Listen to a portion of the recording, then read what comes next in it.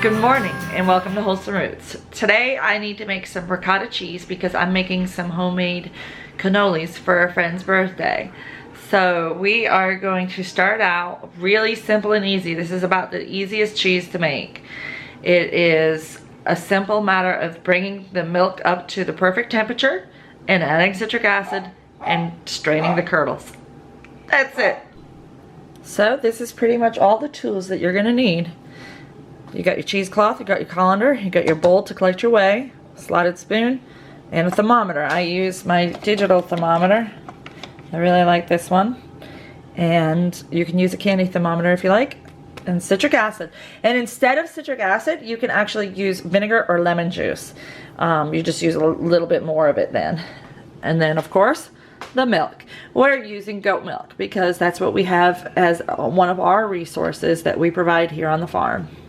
It's a simple process of simply bringing your milk up to almost 200 degrees. 195 is usually a good aim, but just keep it under 200, don't let it boil.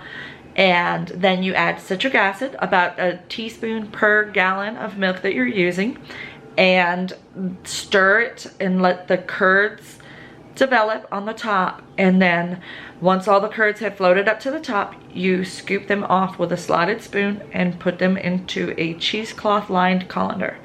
And that's pretty much it. So I'll walk you through the process. Alright, it's actually really important that you bring your temperature up slowly on your milk so that you don't scald it or burn it. I am setting my stovetop to a medium to medium low temperature, and I'm using a rubber whisk to stir it while I'm bringing it up. I do not need to stir it the entire time, but it is good to keep that temperature moving around, especially if your pan is not thick bottomed, and this one's not very thick bottomed. It is very important that you use stainless steel pan only. Stainless steel utensils as well. Stainless steel is non-reactive, so it won't react to the citric acid. So that's why you use those, or vinegar or lemon or whatever you choose to use. And if you do use vinegar or lemon, you're going to use more like a third cup per gallon. Whereas with the citric acid, I could just use a teaspoon and I can just dissolve it in a little bit of water, just enough to dissolve it so that when I add it, it'll go in, mix in easily. When you make ricotta cheese, you can really make it with any kind of milk, as long as it is not ultra pasteurized. We're using our raw goat milk. That is it's what we have available, and it's our preferred anyway. So, and you can do it with just whey. Even if you've made another kind of cheese and you have whey left over, you can actually get some ricotta out of your whey doing the same process. And that's it. It's super easy. After quite a while of being patient, my milk has come up to temperature. It took longer than I wanted it to, but I didn't want to scorch it, and I had a lot of other things going on, like, you know, taking care of 2 little kids and cleaning the house all at the same time. So I have been keeping it stirred so that the temperature stays consistent throughout and that nothing clings to the bottom of the pan. That would be the worst. Ugh, I hate when that happens when I'm making ricotta. So now I'm going to add my citric acid. I have mixed it into a little bit of water. I'm just gonna make sure I got it all out. And we should see curdling and separation starting to happen right away. I want to make sure that my whey is not creamy, milky colored, because that means that I would need to add a little bit more citric acid or let it come up a little bit warmer still. But I'm seeing good curd separation. And I'm just going to do this for just a little bit, just to make sure that I'm getting all the protein out of that milk.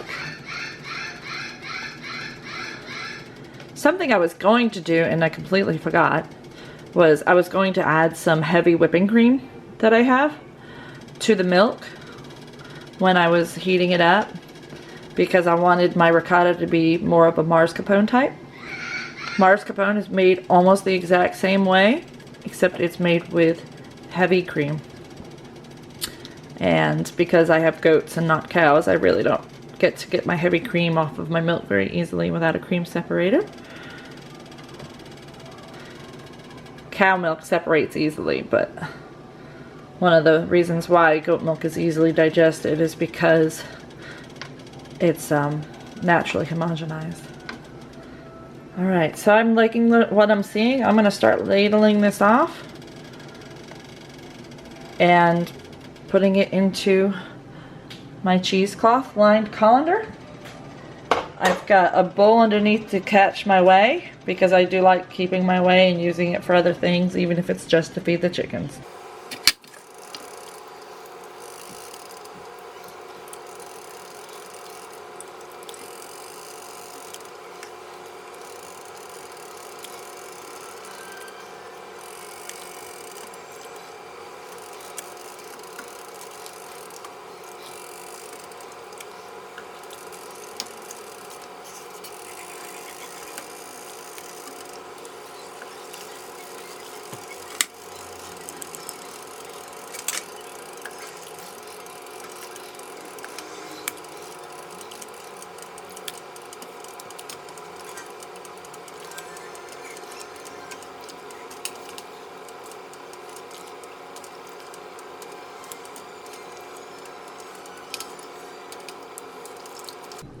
So as you can see, I have all my curds, mostly.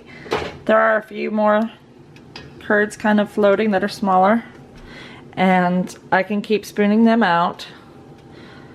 As tedious as that may seem, I tend to just spoon out as much as I can. But do not scrape the bottom of your pan with your spoon, because if there is any cooked milk on the bottom, you don't really want that cooked milk in your cheese. So you can salt this if you want. I don't. Salting does help extend the shelf life of the cheese. I am just going to let this drain for about an hour to make it a nice creamy consistency. You can do as little as 10 minutes of straining, or you can go 2 hours if you want, depending on the consistency of your ricotta that you like. This ricotta cheese can be served warm as a nice yummy snack, or you can chill it and it will firm up even more. You can use it in recipes like lasagna or stuffed manicotti.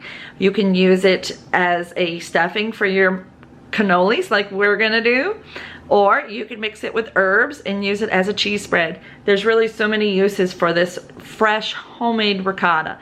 I hope you've enjoyed this video, and please check out some of our other videos and subscribe. Thank you for watching Wholesome Roots.